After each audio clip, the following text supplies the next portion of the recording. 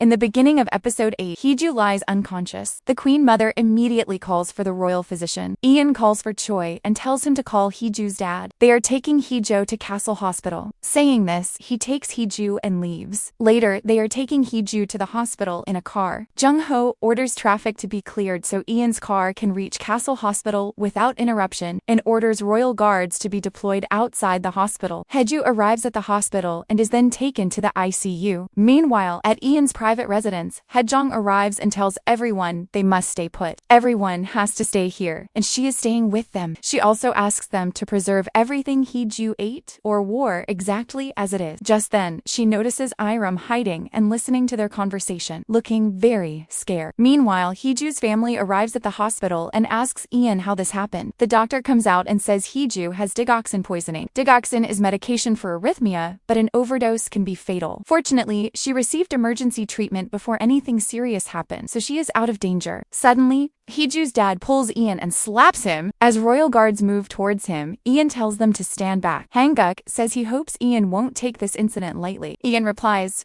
"Don't worry, I have no intention of doing that." On the other side, the queen mother is worried. Her court lady tells her about the digoxin poisoning, and she wonders who could have poisoned her. Meanwhile, Jung-hoi is furious. He asks his secretary to find out where Ian is. Just then, Ian arrives. Jung-ho angrily says, "She hadn't even been your wife for a day, and you couldn't save her." Ian replies, "That's why I'm here. Investigate everyone, from the staff to the royal family." Jung-ho is shocked hearing this. Ian confirms, "I authorize a public inquiry into the palace, effective immediately. This will be the first time police investigate the palace." In the next scene, Jung-ho meets Irene and tells her about the public investigation, but Irene says that he cannot do this, as it's a matter of the king's honor. But Jung-ho says the incident happened inside the palace, so an investigation is necessary, not just for Heeju, but for the safety of the king as well. The queen mother asks that this means the royal family will be investigated too. Jung-ho says the grand prince himself authorized it. The queen mother says Ian isn't the king. Jung-ho replies,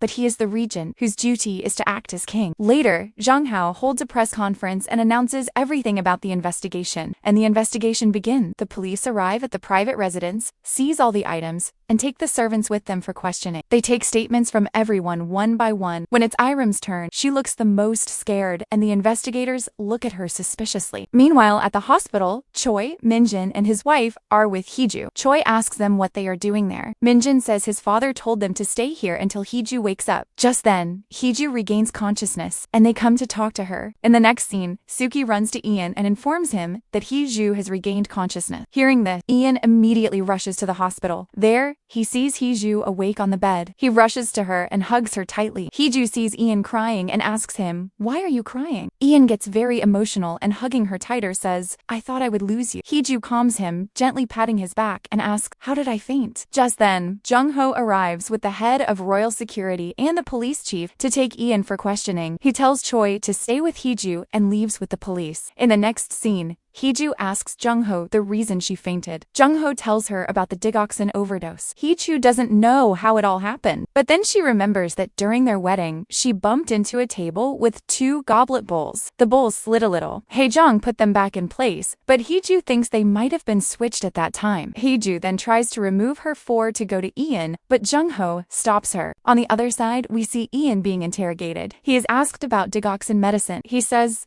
"I take it occasionally." Ian then reveals that he was the real target. His wife, who never took this medication, survived the overdose. But if he had drunk it, he would have died. Meanwhile, Heeju tries to leave, but Choi stops her, saying it's the Grand Prince's order for her to rest. Jung-ho tells her to stay while he goes to the Grand Prince. In the next scene, Jung-ho arrives at the police station. His secretary gives him Ian's medical records. When Ian comes out, Jung-ho tells him to return to the palace. Ian says his wife is in the hospital, but Jung-ho says she will be brought to the palace by evening, and the palace is the safest place for them both, because everything will be under Ian's control there. In the next scene, Ian returns to the palace. He tells Suki to prepare a room for Heeju, stating he will personally choose all the staff from now on. Meanwhile, Heeju scrolls through articles about herself. She calls Ian. "Where did you go? Choi is here too. You can't just leave without him," Ian tells her. Don't worry, you will be in the palace soon. In the morning, Gaeong comes to see Heeju, sent by Ian. Doctors say Heeju's body has been detoxified, but she needs 2 days of ECG monitoring at the palace. Being sick but wanting to appear weak for the public, Heeju does her makeup to look ill and puts on a dramatic act of being sick for the media. Haejong, handling the PR department, gets articles written in Heeju's favor. Some commenters criticize the Queen Mother. Meanwhile, the Queen Mother learns that Heeju's duties for the month are being redistributed because she is sick. She tells the royal secretariat she is ready to take on all of the Grand Princess's duty, wanting to put on an act of being a good sister-in-law. In the next scene, Heeju arrives at the palace. The Queen Mother comes to welcome her. Irene says, "Since you're not well, I can handle all your duties." Heeju says nothing and walks inside. When Ian learns the Queen Mother wants to take the duties, he rejects the request. The king must issue a statement about the incident. The Queen Mother requests to accompany him, but Ian also rejects this, wanting the king to become capable on his own. Next, Heeju visits the king first. Yoon asks her, "Are you okay?" Heeju agrees. "I'm fine," Yoon tells her. "The police came. They were investigating." Heeju says, "They were checking whether I really got sick or if someone did it intentionally." Just then, Ian arrives there. Heeju quickly runs to him. He smiles looking at her. Meanwhile, Haejong arrives at the palace and puts on a necklace.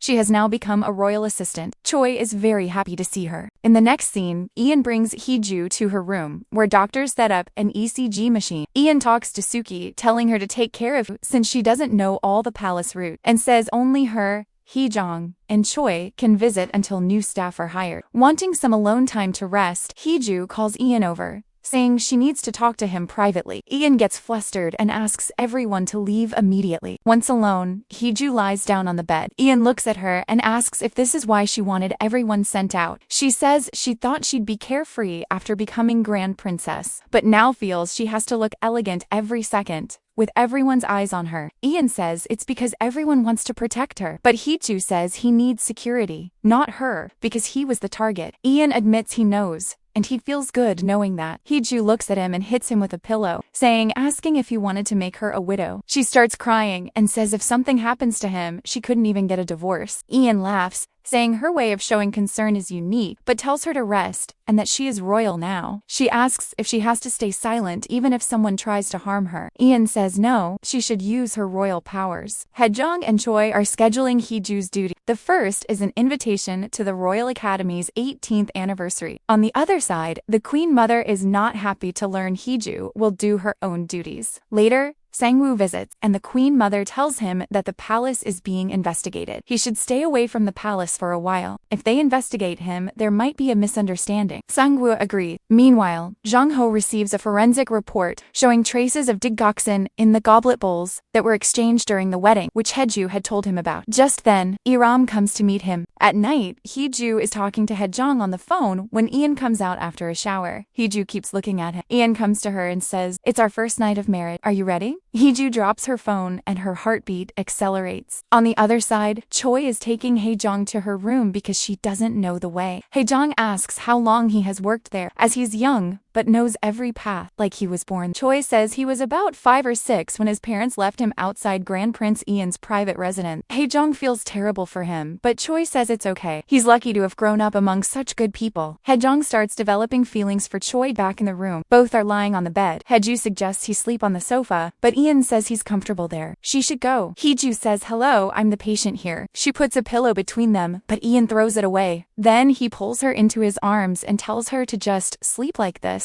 Otherwise, people might think she kicked him out on their first night. The ECG machine beeps. Heeju asks if she should turn it off. Ian says no. The sound proves she's alive, so he likes it. Heeju kisses him and says she's just reassuring him that she's here. Then she covers her face, feeling shy. Ian kisses her forehead, and they sleep happily. The next morning, Ian wakes up first, and seeing Heeju sleeping peacefully, he is very happy. Just then, Court Lady Suki announces that Choi and Haejong are here. Ian messages Choi, warning that if the Grand Princess wakes up due to their noise, they will be in trouble. Choi immediately silences the court lady, and everyone leaves, letting Heeju sleep. Later, Heeju looks over her royal duties and calls for Haejong, but Choi comes, saying he is now her assistant, as he knows all the protocols. Heeju shouts, asking where Haejong is, and learns she is currently Ian's assistant. On the other side, Haejong is with Ian, helping him. Meanwhile, Choi tells Heeju that the Royal Academy is having an anniversary and they both need to attend together. While Heeju gets ready, Choi explains the rule. Walk behind Ian. No hi, hello, heart signs, thumbs up, no crossing legs, always smile,